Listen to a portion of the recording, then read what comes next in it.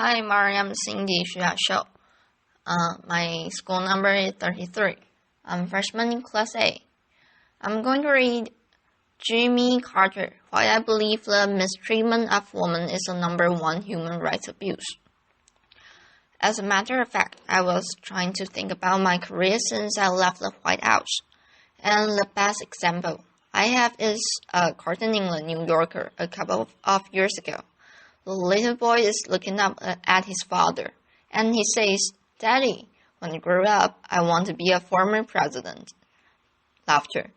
Well, I have had a great blessing as a former president because I have had an access that very few other people in the world have ever had to get to know so many people around this whole universe. Not only am I familiar with the 50 states in the United States, but also my wife and I have visited more than 145 countries in the world, and the Carter Center has had full-time programs in 18 nations on Earth. And a lot of times, when we go into a sanctuary, we not only go into a country, we not only meet the king or the president, but we also meet the villagers who live in the most remote areas of Africa.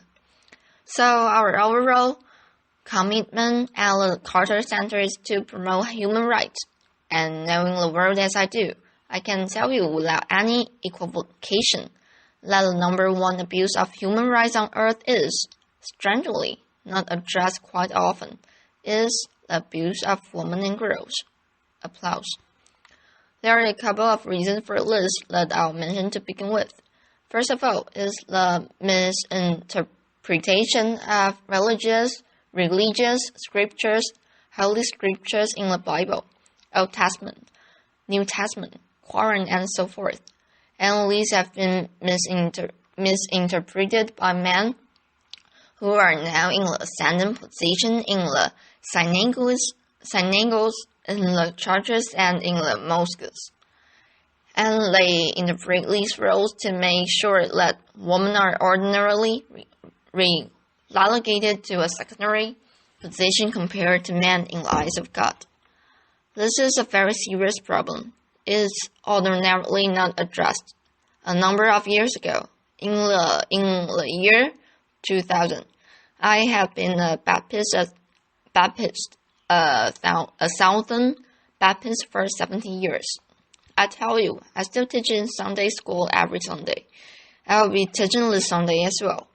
But the Southern Baptist Convention in the year 2000 decided that women should play a secondary position, a subservient position to men. So they issued an edict, in fact, that prevents women from being priests, pastors, deacons in the church, or chaplains in the military. And if a woman teaches a classroom in a Southern Baptist seminary, they cannot teach if a boy is in the room. Because you can find verses in the Bible. There's over 30,000 verses in the Bible that say that a woman shouldn't teach a man, and so forth. But the basic thing is the scriptures are misinterpreted to keep men in an ascendant position. This is an all-pervasive problem, because men can exert that power, and if an abusive husband or an employer, for instance, wants to cheat women, they can say that if women are not equal in the eyes of God, why should I treat them as equals myself? Why should I pay them equal pay for doing the same kind of work?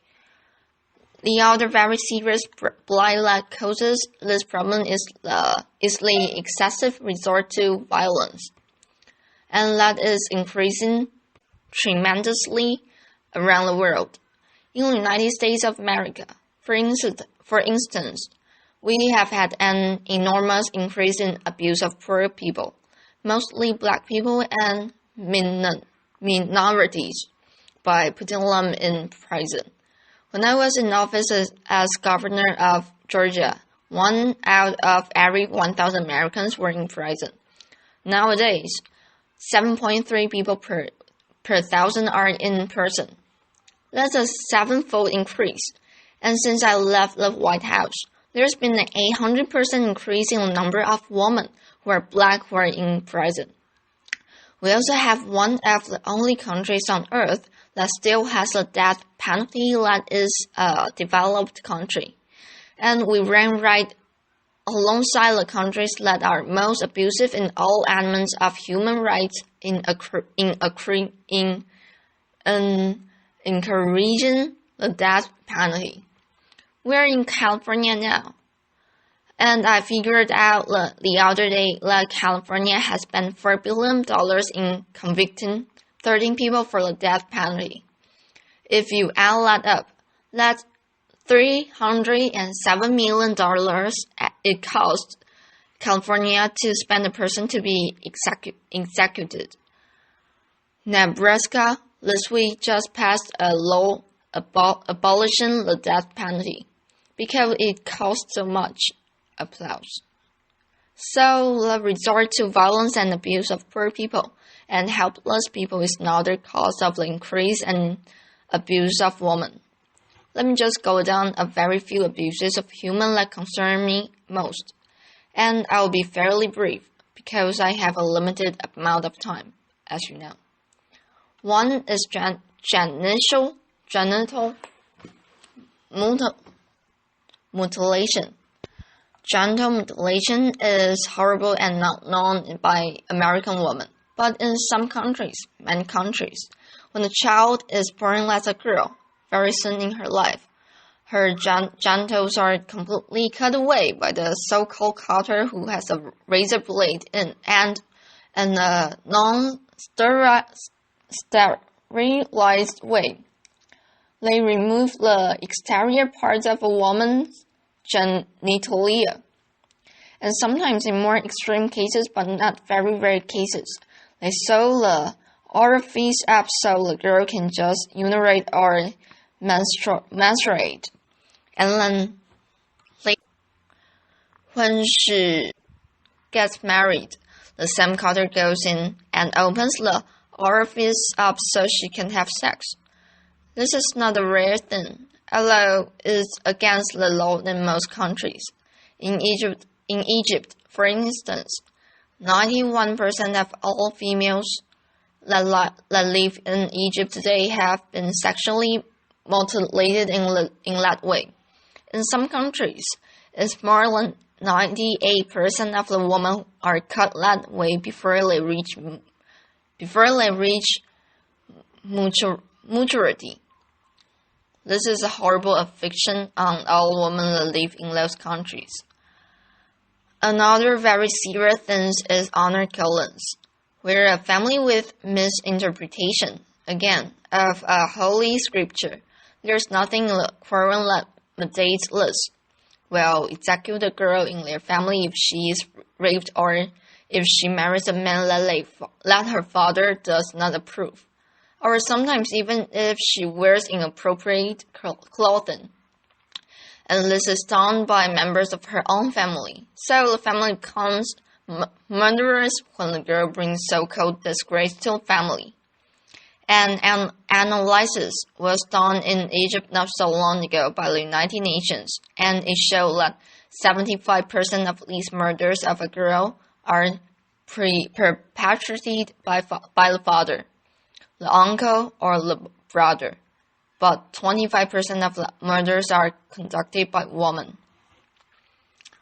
Another problem that we have in the world that relates to women particularly is slavery, or human trafficking is called nowadays.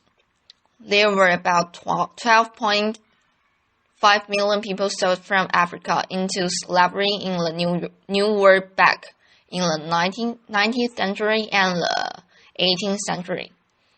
There are 30 million people now living in slavery.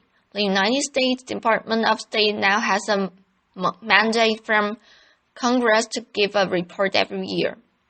And the State Department reports that 800,000 people are sold across international borders every year into slavery, and that 80% of those sold are women into sexual slavery. In the United States right this moment, 600 people are living in human bondage or slavery. Atlanta, Georgia, where the Carter Center is located, and where I teach at Emory University, they have between 200 and 300 women. People sold into slavery every month. It's the number one place in the nation because of that. Atlanta has the busiest airport in the world, and they also have a lot of passengers that come from the southern hemisphere. If a brothel owner wants to buy a girl that has burned a black skin, they can do it for $1,000. A white-skinned girl brings several times more than that, and the average brothel owner in Atlanta and in the United States now can earn about $35,000 per slave. The sex trade in Atlanta, Georgia, exceeds the total drug trade in Atlanta, Georgia. So this is another very serious problem. And the basic problem is prostitution, because there's not a whorehouse in America that's not known by the local officials, the local policeman, or the chief of police, or the mayor, and so forth. And this leads to one of the worst problems, and that is that women are bought increasingly and put into sexual slavery in all countries in the world. Sweden has got a good approach to it. About 50 to 20 years ago, Sweden decided to change the law, and women are no longer persecuted if they are in sexual slavery. But the brothel owners and the pimps and the male customers are persecuted, and applause. Prostitution has gone down. In the United States, we take just the opposite position. For every male arrested for illegal sex trade, 25 women are arrested in the United States of America, Canada, Ireland, if I've already said Sweden, France, and other countries are moving now toward the so-called Sweden model. That's another thing that can be done. We have two great institutions in this country that all of us admire: our military and our great university system. In the military, they are now analyzing how many sexual assaults take place. The last report I got, there were 26,000 sexual assaults that took place in the military. 26,000. Only 3,000, not much more than 1%, are actually persecuted. And the reason is that the commanding officer of any organization, a ship like my submarine, or a battle lion in the army, or a company in the marines, the commanding officer has a right under law to decide whether to persecute or rapists or not. And of course, the last thing they want is for anybody to know that under their command, sexual assaults are taking place. So they do not do it. That law needs to be changed. About 1 out of 4 girls who enter American universities will be sexually assaulted before she graduates. And this is now getting a lot of publicity, partially because of my book, but other things. And so 89 universities in America are now condemned by the Department of Education under Title IX because the officials of the universities are not taking care of the women to protect them from sexual assault. The Department of Justice says that more than half of the rapes on the college campus take place, but serial rapists.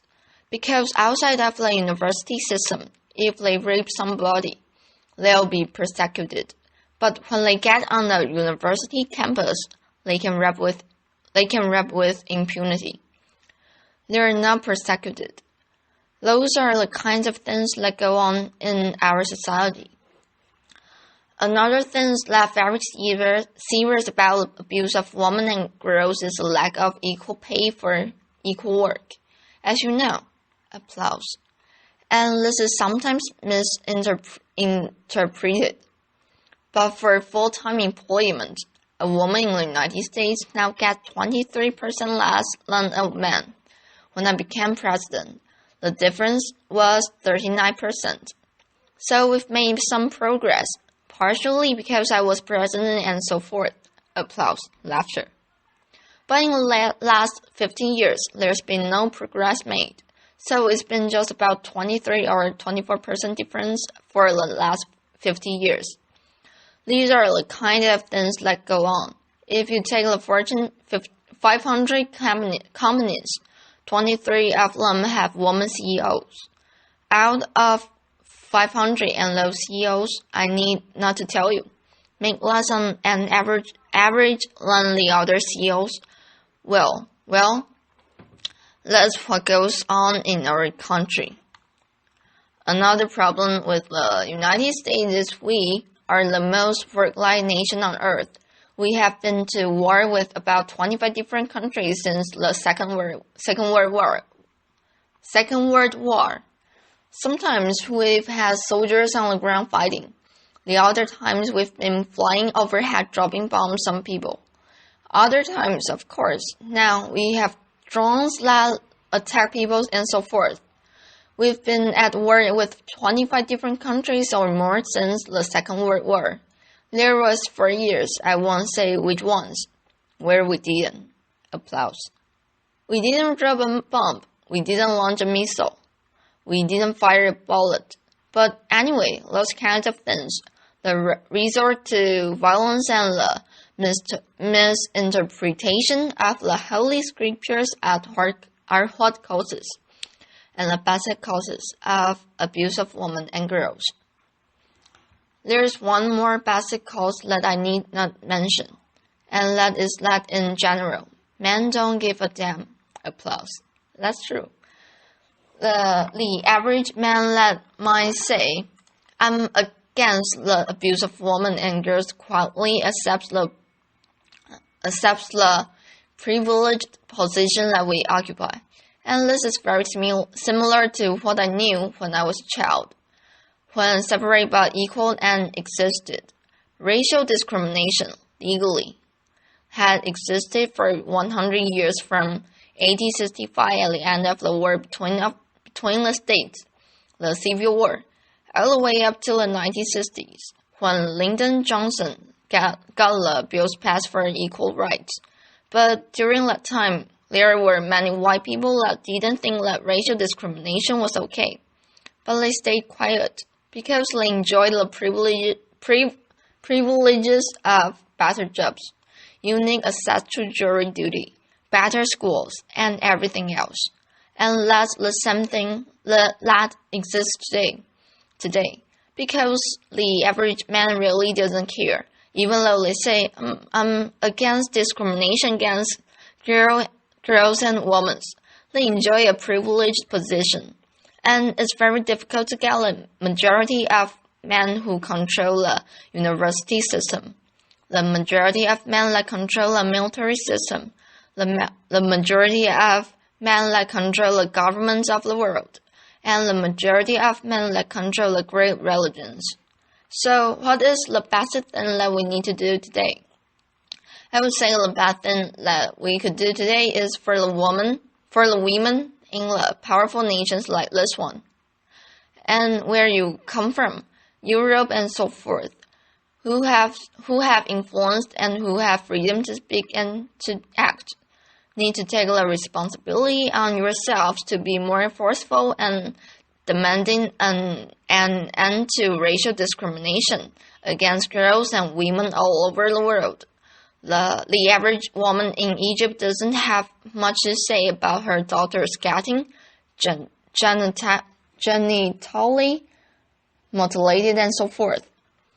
I didn't even go down to detail about that, but I hope that out of this conference, that every woman that every woman here will get your husbands to realize that these abuses on the college campuses and the military and so forth and in the future job market need to protect your daughters and your granddaughters. I have 12 grandchildren, 4 children, and 10 great-grandchildren, and I think often about them and about the plight that they will face in America, not only if they lived in Egypt or a foreign country, is having equal rights, and I hope that all of you will join me in being a champion for women and girls around the world and protect their human rights. Thank you very much. Applause.